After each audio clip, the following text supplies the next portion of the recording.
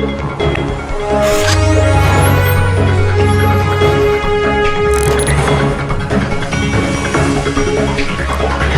नजरें, सच्ची खबरें। नमस्कार। आज हम अपने दर्शकों को मिलवा रहे हैं एक ऐसे व्यक्तित्व से जो जुड़े तो राजनीतिक पार्टी से है।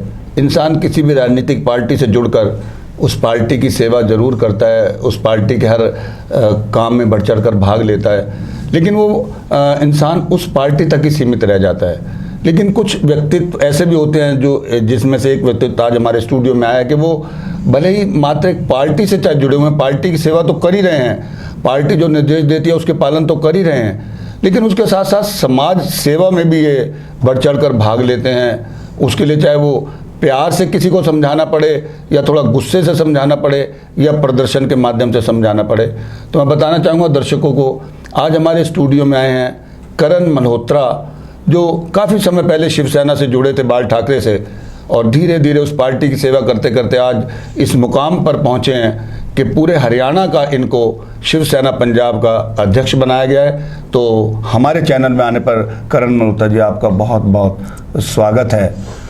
प्रदीप जी, पहले तो मैं आपको धन्यवाद करता हूं कि आपका जो पहले अखबार था वो हम लोगों को जागृत करता था, लोगों की जो खबरें हम तक पहुंचाता था, लेकिन जिस प्रकार आज आपने न्यूज़ चैनल खोलकर लोगों की समस्याओं को राष्ट्रीय लेवल पर उजागर करने का जो काम किया है, आप बधाई के पात्र हैं। मैं आपको तहे दिल से नमन करता हूं और धन्यवाद करता हूं। करण जी, आप ये बात सच्चाई मानते हैं कि आज इस देश का डॉन जो है, जिसको दाऊद इब्राहिम के नाम से जानते हैं, अगर इस दाऊद इब्राहिम को बम्बई छोड़नी पड़ी तो शिवसेना के जो राष्ट्रीय अध्यक्ष बाल ठाकरे जी की वजह से ही छोड़नी पड़ी, इससे आप कहाँ तक सहमत हैं?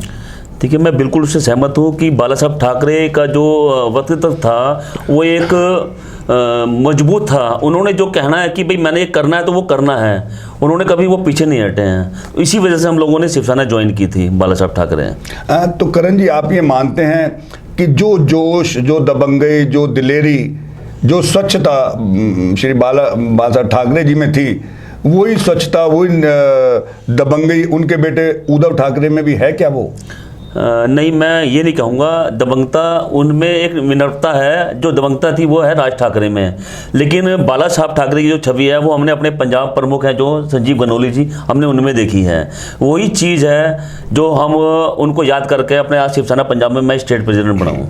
तो ऐसी क्या कारण हुए कि जिन बाला साहब ठाकरे के आशीर्वाद से महाराष्ट्र में सरकार बनती थी, आज उन्हीं के बेटे उद्धव ठाकरे को अपनी सरकार बनाने के लिए न जाने कितने यत्न करने पड़े। कई रातों तो शायद वो सो भी नहीं पाए होंगे, क्योंकि कभी तो मुख्यमंत्री कुर्सी उनके पास तक आ जाती थी, फिर एकदम से खिसक जाती थी, तो पता नहीं कितनी रात वो सो भी नहीं पाए होंगे। तो आप मानते हैं कि क्या अगर उनकी छवि बाला साहब ठाकरे जैसी रही होती तो उनको कम से कम ये रात की नींदें खराब नहीं करनी पड़ती? बिल्कुल, मैं मानता हूँ अगर बाला साहब ठाकरे की छवि रहती उनमें तो उनको ये जरूरत नहीं पड़ती, कुर्सी अपने आप उनके पास आ जाती। तो क्या यही कारण है कि आपने शिवसेना बाल ठाकरे छोड़ के शिवसेना पंजाब ज्वाइन की, कि आपको ये महसूस हुआ कि जो शिवसेना थी वो अब कहने को वो शिवसेना नहीं रहेगी, अब वो सिर्फ नाम की रहेगी, ये काम की नहीं है, लेकिन आपने शायद काम करना था इसलिए आपने शिवसेना पंजाब ज्वाइन की?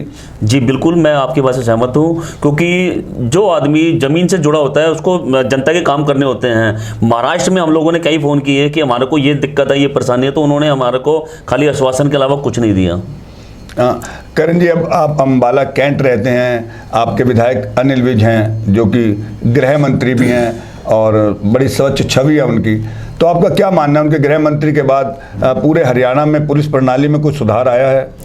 देखो जी, अगर मंत्री जी हम उनको गब्बर की उपाधि देते हैं कि गब्बर इज ए बैक, लेकिन कुछ दिनों से हमें लगता है कि शायद गब्बर सो गया है। जिस प्रकार नशे का अवैध कारोबार, जिस प्रकार निकाय मंत्री होने के साथ साथ वो एक स्वास्थ्य विभाग भी है उनके पास, कोरोना महामारी फैली हुई है, जगह जगह गंदगी के ढेर लगे हुए हैं, नशे का कारोबार घर घर में बिक रहा है, सिर्फ अवैध चट्टा बिक रहा है, शराब बिक रही है, तो अब वो मंत्री जी उस पर अंकुश लगाने में नाकाम हो चुके हैं। नहीं, आप जो बता रहे हैं कि उनके हल्के में ऐसे ऐसे नशे का कारोबार हो रहा है, तो अब तो पुलिस अम्बाला की नहीं, स्टेट की पुलिस डरती है भाई हमारी किसी गलत चीज़ का अगर अनिल विज को पता चल जाएगा, उनको पता चलेगा तो हमारी लाइन हाजे से काम नहीं चलता, कहीं तो सस्पेंड होंगे, कहीं की बदली होतेंगे। तो आप ये मानते हैं कि ये चीज़ें आप प्रशासन की नॉलेज में डाल भी रहे हैं, लेकिन प्रशासन और पुलिस फिर भी आपकी कई बात को अनदेखी कर रही है। मैंने डीजीपी लेवल तक लेटर डाले हैं, तो क्या होता है, लेटर डालने के बाद 5 मिनट के बाद लोग हमारे पास पहुंच जाते हैं कि आपने हमारी शिकायत करी है। तो कहीं ना कहीं जो तंत्र है वो खराब चल रहा है, लोग मिले हुए हैं, पुलिस वाले मिले हुए हैं उन लोगों से। तो आपका सीधा सीधा कहने का मतलब ये है कि उनके साथ जो भी हम उनके खिलाफ दरखास्त देते हैं उसकी इन्फॉर्मेशन उनको मिल जाती है, बिल्कुल जी। जो साबित करती है कि बिना पुलिस की मिली भगत के ये कारोबार नहीं हो रहा। बिल्कुल जी, तो आप ये तो मानेंगे ना कि ये हो सकता है कि पुलिस मिली हुई हो, लेकिन आप यहाँ कहाँ तक इस बात में कहाँ तक सहमत हैं कि क्या अनिल विज साहब भी मिले हुए होंगे? नहीं, मैंने ये नहीं कहा कि अनिल विज साहब मिले हुए। अनिल विज जी को जो नीचे के जो लोग हैं, जो उनके इर्द गिर्द चापलूसों की जो फौज है, शायद वो वहां तक खबर नहीं पहुंचाती होगी। तो आपका कहने का मतलब है कि अनिल विज जैसी शख्सियत को ऐसे कम से कम चापलूसों से अपने आप को बचाना चाहिए। बिल्कुल बचाना कि चाहिए। जो छवि उनकी पिछले 25-30 सालों से बनी हुई है, क्या उन कुछ चापलूसों की वजह से उनकी छवि धूमिल हो सकती है? बिल्कुल खराब हो रही है। तो आप ये मानते हैं उनका कोई चापलूस साथी ऐसे नशाखोरों से मिला हुआ है जो उनको संरक्षण दे रहा है? नहीं, मैं फिलहाल तो ये कह नहीं सकता, क्योंकि मेरी टीम लगी पड़ी है, हम प्रूफ ले रहे हैं। अगर हमें वो प्रूफ मिल जाता है हम आपके माध्यम से जरूर उजागर करेंगे इसको।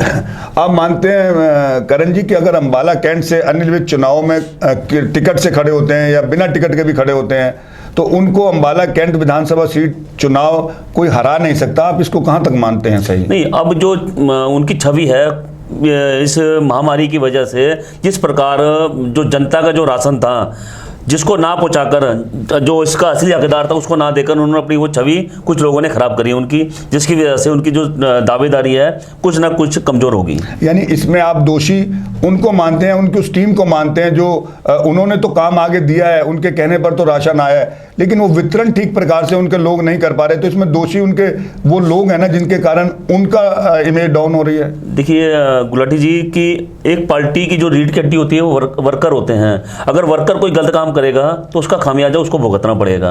अगर मेरा शिवसेना में हूँ, अगर मेरे वर्कर कुछ काम गलत करेंगे तो उसका खामियाजा मुझे भुगतना पड़ेगा। तो वही हाल इसमें है। कोरोना के दौरान शिवसेना ने क्या क्या सेवाएं समाज को दी अपनी? कोरोना के दौरान एक हमारे सिटी में शिवसेना पंजाब द्वारा एक लंगर लगाया गया था, 500 आदमी का दोपहर को, 500 आदमी का रात को। ऐसे ही एक हमारा पांडव दल है अम्बाला में, उनके साथ मिलकर शिवसेना पंजाब ने लंगर लगातार 22 तारीख से मार्च से लगातार लगाया है और एक हफ्ता पहले हम लोगों ने उसका समापन किया है। तो माना जा सकता है करण जी आने वाले चुनाव में अगर कभी विधानसभा चुनाव आएंगे तो आप भी ये चाहेंगे कि शिवसेना पार्टी आपको टिकट दे और आप अम्बाला कैंट से चुनाव लड़ें? बिल्कुल लड़ूंगा जी, और आगे मैं अपने लोगों को भी लड़वाऊंगा। तो आप इस बात को कहाँ तक सही मानते हैं कि महाराष्ट्र के अंदर ये तो माना जा सकता है कि शिवसेना की वजह से ही भाजपा हमेशा सत्ता में आती थी, लेकिन उसके बाद भी भाजपा ने अपनी साख कुछ ज़्यादा बना ली थी, शिवसेना की साख थोड़ी कम हुई थी, और उसके ऊपर घमंड करते हुए उद्धव ठाकरे जी ने बीजेपी जैसी उस पार्टी को, जिस पार्टी से वो पिछले 35-40 सालों से उनका परिवार जुड़ा हुआ था, उन्होंने बीजेपी को छोड़कर कांग्रेस का दामन थामा और उन विपक्षी पार्टियों का दामन थामा।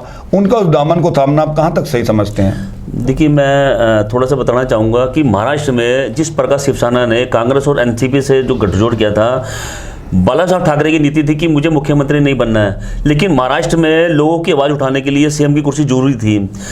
अगर बीजेपी से संबंध नहीं बने थे, क्योंकि बीजेपी हमेशा कुर्सी का लड़के भी मैं बड़ा भाई हूँ, मैं बड़ा भाई हूँ, मैं बड़ा भाई हूँ, वो ये पॉलिसी चलती थी। अगर उसको चाहिए था कि एनसीपी से उसने एकदम गठबंधन करा, शरद पवार जी के बेटे से उन्होंने हाथ मिलाया, रातों रात सरकार गिराने की कोशिश करी। क्यों करी? क्योंकि उसको कुर्सी के सत्ता का लालच था।